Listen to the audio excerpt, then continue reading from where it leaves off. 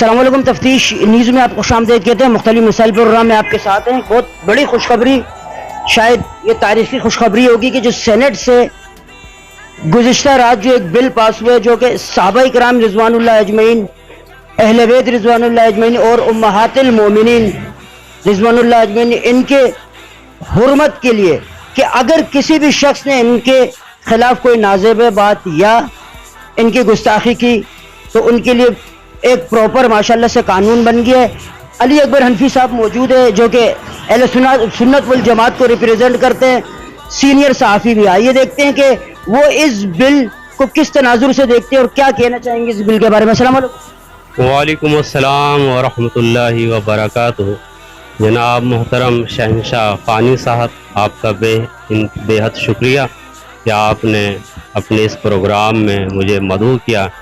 آج کل ملکی حالات کے حوالے سے اور یہ جو انسداد توہین صحابہ و اہل بیت بل منظور ہوا ہے، تو یہ بل حقیقت میں اسلامیان پاکستان بھی نہیں بلکہ عالم اسلام کی خواہش رہی ہے کہ مسلمانوں کے جو مقدسات ہیں ان کی پے در پہ توہین کی جاتی رہی، جس سے ملکی امن و استحکام خطرے سے دوچار ہوتا رہا. قوانین تو انگریزوں کے دور میں بھی موجود تھے، ان کا تسلسل چلا آ رہا تھا، اور آئین پاکستان میں بھی 295C اور A موجود ہے جو شعائر اسلام کے تحفظ کو یقینی بناتی ہے. لیکن ان تمام پہ عمل درآمد کیسے یقینی ہو؟ تو تمام پارلیمنٹرین، مذہبی و سیاسی جماعتیں مبارکباد کی مستحق ہیں کہ انہوں نے انسداد توہین اہل بیت اطہار و صحابہ بل، یا یوں کہہ لیجئے کہ تحفظ ناموس اہل بیت و صحابہ بل منظور کر کے استحکام پاکستان کو مزید مستحکم کر دیا ہے. تو اس بل سے ہمیں امید ہے کہ فرقہ واریت ختم ہوگی، گروہی فرقہ وارانہ مسلکی اختلافات ختم ہوں گے، اور دو قومی نظریے کی بنیاد پہ بننے والی اس مملکت خداداد پاکستان کا تحفظ یقینی ہوگا.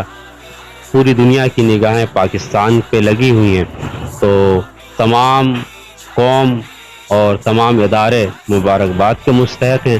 اور رہی بات کہ جن لوگوں کو تحفظات ہیں تو ان کو چاہیے کہ اس کو اپنی ضد اور انا کا مسئلہ نہ بنائیں، اور پاکستان کے استحکام کے حوالے سے مزید 2 قدم آگے بڑھیں، اور اس بل پر عمل درآمد کیسے ممکن ہو اس کے لیے کوششیں کریں. اللہ جل شانہ ہمارا آپ کا مملکت خداداد پاکستان کا حامی و ناصر ہوں. والسلام علیکم ورحمۃ اللہ. السلام. بہت شکریہ علی اکبر حنفی صاحب کا. ماشاءاللہ میں آپ کو یہ بتانا چاہوں کہ پوری دنیا میں مقدسات کے لیے ان کے جو بھی پیشوا وغیرہ ان کے لیے قانون، حتیٰ کہ انڈیا میں بھی دیوی دیوتاؤں کے بھی جو ہے نا قوانین ہے جس میں سزائے موت ہے. تو یہاں پہ میں مبارکباد پیش کرنا چاہوں گا پارلیمنٹیرین کو، سینٹ کو، سب کو جس بھی اس میں جو ہے نا اپنا حصہ ڈالا. اللہ سبحانہ و تعالیٰ ان کو جزائے خیر دے.